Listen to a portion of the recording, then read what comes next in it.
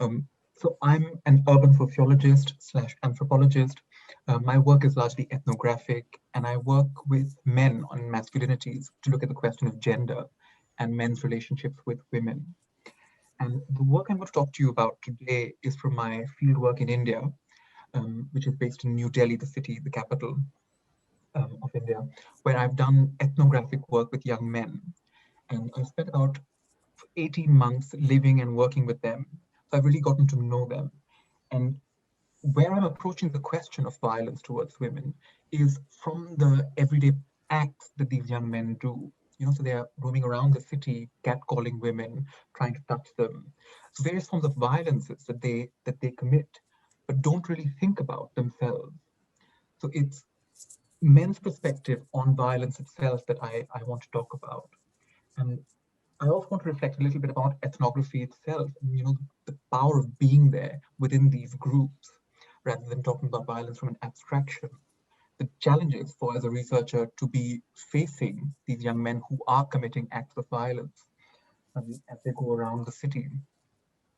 So I thought the way to do this would be, and to make it interesting, would be for me to read a short vignette for you. It should only take about 5 minutes or so. And then I could pick out a few themes that I thought we could talk about or think about um, on the question of violence, on the question of women, gender, masculinity. Um, and so if I just read this vignette out for you, I actually, because it's such a small group, I don't mind sharing one quick image. Um, Having said that, I wouldn't share screen. If I just show you, this is not possible to share. Okay, if I just start with, so as I was walking home from Lajpat Nagar metro station in New Delhi, a young woman was walking towards the metro station. It was 8 p.m. and the market area in the town was busy and bustling. The young woman had earphones in her ear and was wearing a t-shirt and jeans. My mind was full of thoughts from the field as I walked around the traffic to get home in time for dinner. The young woman and I were about to cross each other when a car driving along suddenly pulled up close towards us. It was a white sedan, and I could see 4 young men sitting in the car. As the car came closer towards us, a slow thump of music poured out from it. I noticed the music getting louder as the front passenger window of the car started to lower. The events that followed happened quickly and lasted a mere 10 to 15 seconds. Initially unfazed by the car, I thought it was a driver trying to park his car or navigate the crowded streets of Delhi. But a sudden and loud horn from the car punctured the air close to us and got both the young woman and I looking at the car. By this time, the young woman and I had come to a complete standstill, as had the car. From the front screen of the car, I could see a young male driver leaning forward on the steering wheel, staring at the young woman. The driver then stretched out one of his hands towards the passenger side window, across the chest of his young male friend sitting on the passenger seat. With his outstretched arm, the driver clicked his fingers at the young woman and waved at her with a smile. I could see both the driver and the young male passenger looking at the woman and waiting for her to respond. At that point, the young woman cautiously moved her hand to clutch the strap of her handbag. With the other hand, she took off her headphones and bent her body forwards to peer into the car window from a distance. I wondered if the young men perhaps wanted directions or some help. But then I heard the driver say to the young woman in English, "Hi, hello." The young woman did not respond. The driver then continued in Hindi, Shall we drop you somewhere, ma'am? Before the young woman could respond, one of the other young men sitting in the back of the car quickly quipped in, "Yes, shall we fuck you, ma'am?" To this comment, there was sharp and exaggerated bursts of laughter from the four young men in the car. In a swift response, the young woman took 2 steps back and moved away from the car. She had heard enough. At the same moment, the driver too swiftly and forcefully turned the steering wheel of the car away and towards the road. The passenger window began to rise again, and the sound of men's laughter and music began to fade as the car moved away to join the traffic. The young woman replaced her earphone into her ear and flicked her hair back, moving her hands across her handbag a few times. Given how busy the market was, the car barely moved 6 feet away from the young woman to join the traffic queue. The young woman carried on her walk to the metro station. I noticed that she slowed her pace so that she did not have to cross the car again.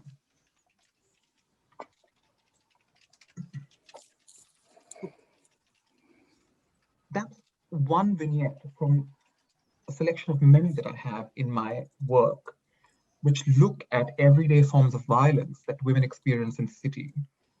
In this case, what we find is these young men who come in a car, they approach her and talk initially with quite a lot of respect about calling her ma'am and asking her whether she wants to be dropped anywhere.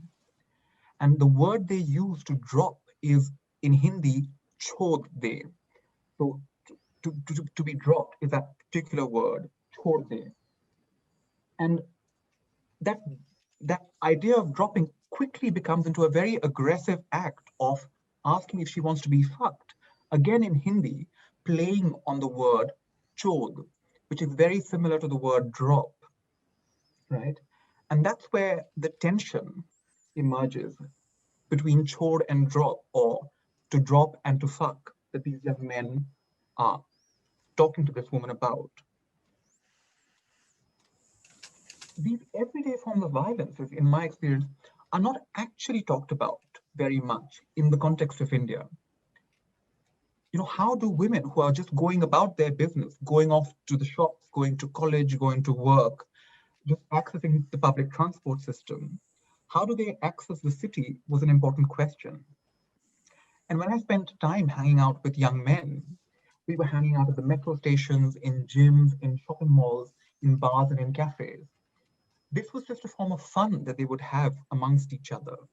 You know, catcalling women, trying to touch them, trying to talk to them, sending them flying kisses, making unwanted advances on women.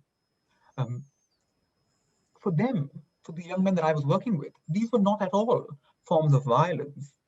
This was, as they would use the Hindi term masti, or fun, inconsequential fun that they were just having amongst boys. And for us as sociologists, it becomes then a really important and interesting question about what men think is violence, and where there's a distinction between how that's perceived by men and women. Several masculinity scholars think about that, but I think it's an important issue to talk more in detail, perhaps, when we are in the discussion. The other point I want to make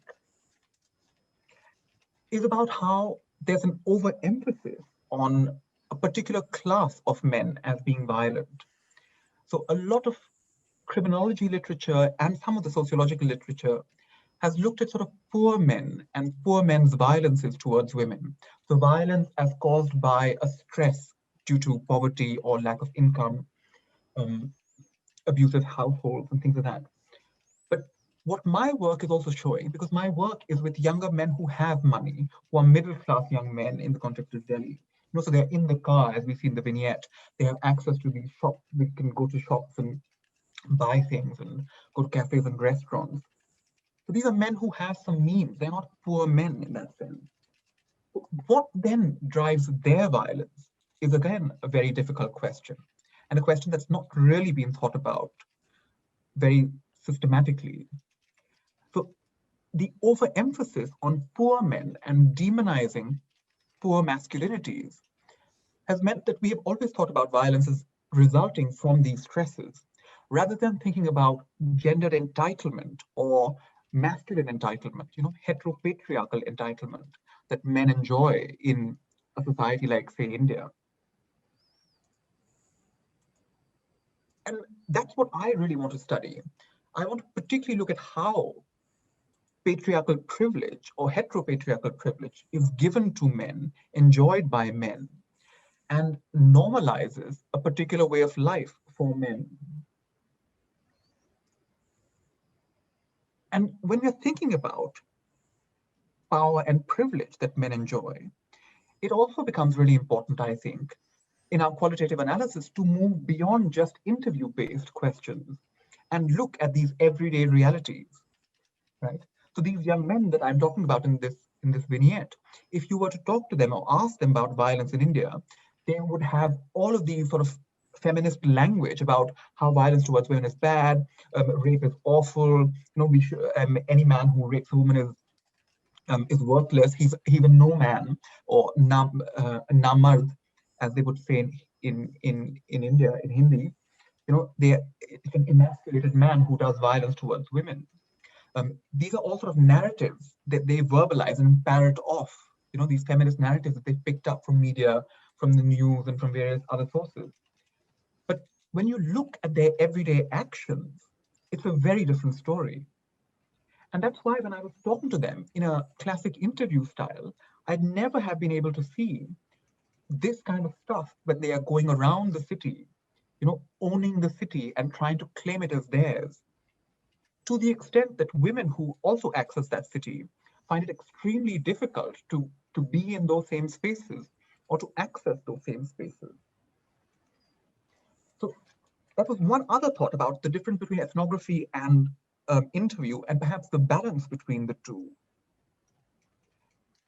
The final theme that I want to mention, and then we could open up to discussion, is the idea of economic growth and neoliberalism and capitalism, and how that's sort of playing out in this context.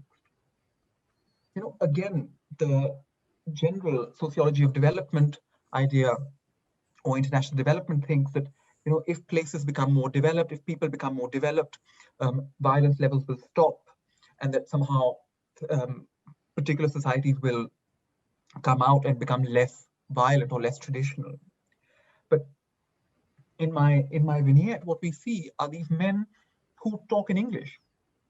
They are fairly privileged men, as I was saying, who have access to all the benefits of capitalism that's come to India or South Africa that I'm currently studying, and they're really young men who benefited from all of that. So they use terms like ma'am and we respect women, and they have all of these, again, sophisticated ideas about shopping and going out on dates and things like that. But the much deeper norms, the much more embedded, more difficult ideas of gender that are slightly more deeper, really don't get challenged by these ideas of these modern men. And the mainstream discourse does not really go deep enough, I think, in India particularly, to challenge these much more deep-rooted patriarchal ideas or patriarchal masculinities. And related to that, I also just want to end by saying that the discourse currently on violence towards women has also a very class-based idea. So it's violence towards women who are going to work, who are on the streets, and it's protection of middle-class women. That's primarily what's been going on. But poor women who've been accessing city spaces have been experiencing all forms of violence for a much longer time. But the current discourse or the state policies just don't account for that kind of violence that poor women experience. So class is also a really important and interesting aspect in how it's playing out. So the class of poor men versus rich men, in who's thought of as being more violent and who actually commits more violence, and the class of women who are thought of as more vulnerable but who actually face more violence. The difference between working class and middle class women. So class being another very important analytic. So I'll leave those thoughts there, and perhaps you have some thoughts or reflections that we could discuss or think about.